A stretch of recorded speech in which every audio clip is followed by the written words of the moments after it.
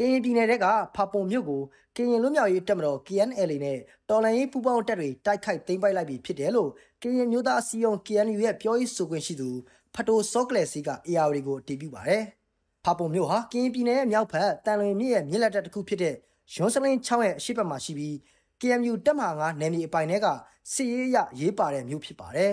။ဖာပုံမြို့ကစစ်ကောင်စီတပ်စခန်းတွေကို KNLA နဲ့အတူဗမာပြည်သူ့လွတ်မြောက်ရေးတပ်တော် BBLA နဲ့ပြည်သူ့ကာကွယ်ရေးတပ်ဖွဲ့ PDF တို့ကပူးပေါင်းတိုက်ခိုက်ခဲ့တာဖြစ်ပြီးမတ်လ28ရက်နေ့မှာတော့မြို့ရင်းကိုတော်လှန်ရေးတပ်ဖွဲ့တွေကထိန်းချုပ်ထားတာပါ။မြို့ရင်းထဲမှာတော့ရောက်နေကြပါတယ်။အဓိကကျွန်တော်တို့ကငကိုကလေးကကျွန်တော်တို့ရဲ့ KNU ရဲ့သဘောထားကတော့ကျွန်တော်တို့နေပြည်တော်မှာရှိတဲ့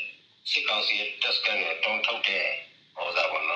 စစ်စင်မျိုးပဲဖြစ်ပါတယ်။ဖာပုံမြို့မှာတိုက်ပွဲမဖြစ်ခင်ဒေသခံပြည်သူတွေထွက်ခွာဖို့ KNU ဘက်ကသတိပေးပြောထားပေမဲ့မြို့ရင်းကမထွက်ဘဲကြံနေတဲ့ရတားတချို့ဟာစစ်ကောင်စီရဲ့လေကြောင်းတိုက်ခိုက်မှုကြောင့်တေဆုံးတာနဲ့ထိခိုက်ဒဏ်ရာရတာတွေရှိနေပါတယ်။လက်ရှိချိန်မှာလည်းစစ်ကောင်စီဘက်ကနေဂျက်ဖိုက်တာလေယာဉ်နဲ့လက်နက်ကြီးတွေကိုလူနေအိမ်ရက်ကွက်တွေထဲကိုပစ်ချတာကြောင့်ပြည်သူပိုင်းနေအိမ်တွေမီးလောင်ပျက်စီးခဲ့တယ်လို့ဖာပုံမြို့ဒေသခံတွေစီကနေသိရပါတယ်။စစ်ကောင်စီဘက်ကတော့အများအားသူက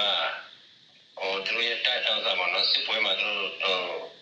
ပြင်နာမှုတွေကြာဆုံးမှုတွေရှိတိုင်းကျွန်တော်တို့ရွာတော့ပြင်နေကြပါလေဒါပြောတဲ့ပုံကကျွန်တော်တို့တိကျတော့မသိဒီဘုံတွေအမြောက်များပြစ်ချတာပေါ့နော်ဒီပုံတင်လင်းမျိုးနဲ့ပြစ်ချတာမျိုးတွေပေါ့နော်ဒီအပေါ်ကနေတော့အဲ့လိုမျိုးတော့ဖြစ်နိုင်တာပေါ့နော်အဲ့လိုမျိုးပုံစံပဲလေဂျက်တိုက်လင်းနဲ့လည်းပြစ်ချတာရှိတယ်လို့ပုံတင်လင်းနဲ့ပြစ်ချတာလည်းရှိတာပေါ့ဖာပုံမြို့ကိုတော်လိုင်းတပ်ဖွဲ့တွေကသိမ်းပိုက်လိုက်ပေမဲ့ဗျူဟာကုန်းနဲ့တရင်တစ်ခုကြန့်ရှိနေသေးပြီးဆက်လက်သိမ်းပိုက်နိုင်ဖို့တိုက်ခိုက်မှုတွေလုပ်နေတယ်လို့ရှေ့တန်းသတင်းရင်းမြစ်တွေက AR ကိုပြောပါတယ်။ကရင်မျိုးသားစီယုံ KNU နယ်မြေမူထော်ဖာပုံခရိုင်ထဲမှာ